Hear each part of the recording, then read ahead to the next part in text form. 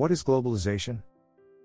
According to Webster and Schreiter, the term globalization was first entered the English dictionary in 1961. Economists, geographers, journalists, and other academics and professionals picked up the concept later during the 1980s. However, the idea of globalization still tends to remain hard to define. As Anthony Giddens observed, there are few terms that we use so often, but which are in fact as inadequately conceptualized as globalization. Persian speakers make a political statement in their choice between the terms Jahani Sasi and Jahani Shodhan. The first word, making global, is associated with a US-led imperialist plan, while the second, becoming global, embraces connotations of an open process that can be shaped in various future directions according to Schulte. However, as there is not any general acceptable definition available, it looks like most often it is described rather than defined. Some people see globalization as internationalization and growth of business transaction between countries, and describe this as an intensified form of international trade. In that sense, advocates believe it brings positive benefits for consumers, helping to increase choice, drive down prices, improve services, and generate more jobs and opportunities. But the opponents to internationalization blame this intensified form of international trade for changing the behavior of consumers and creating a mass consumption, and as a result, changing the ecosystem and causing environmental disaster. Advocates for globalization reveals that it is correct to indicate that during recent years, the consumption in developed countries has increased. In their opinion, that is not purely caused by globalization, but it is more likely due to miseducation and the wrong cultural perception. Even the environmental degradation is most likely caused by industrialization rather than globalization.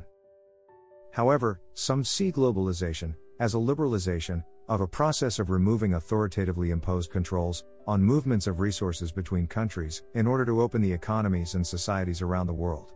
With this view, the people have more freedom to choose where they want to be or work, and again, globalization provides more opportunity. Therefore, it can be seen as a positive force for change that has the potential to raise living standards and drive economies forward. At the same time, it provides more cultural diversity and gives people a chance to create better understanding about other cultures. It can also cause people to get closer to each other and reduce the risk of wars as well as promote democracy. It is important to note, though, that there are some people opposed to globalization who define it as universalization and describe it as a process of standardization and homogenization of world cultural, economic, legal, and political convergence. For example, some economists have even reviewed globalization in terms of the degree to which prices for particular goods and services become the same across countries, according to Bradford and Lawrence. This is a complete misinterpretation of globalization, as it does not actually have anything to do with universalization.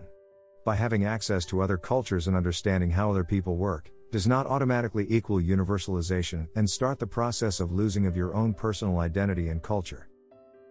Some critics of globalization believe, as the International Monetary Fund, the World Bank, and the World Trade Organization, and in general, that wealthier Western countries are largely influential in the course of the globalization development.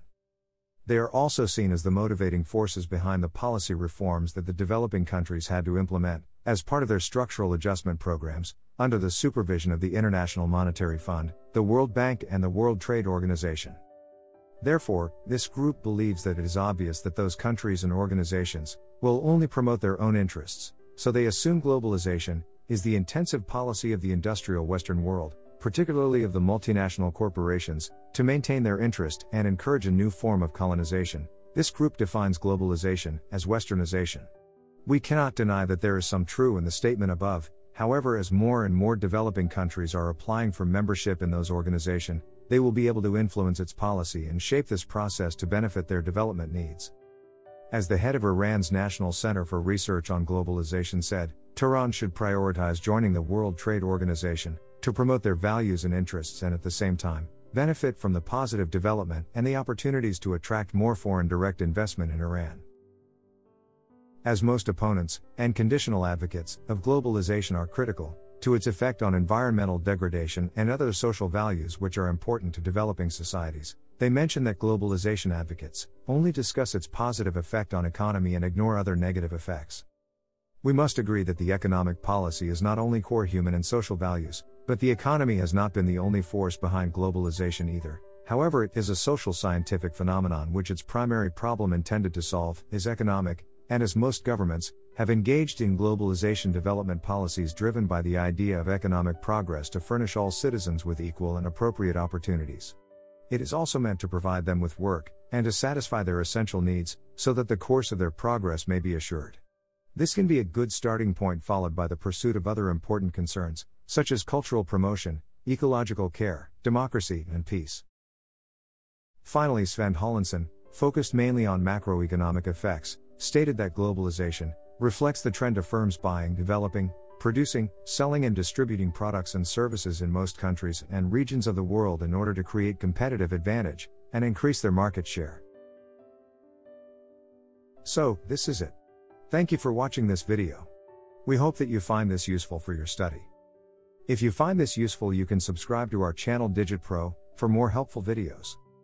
Digit Pro is dedicated on assisting executives, managers, and small to medium business owners succeed through the effective use of digital marketing.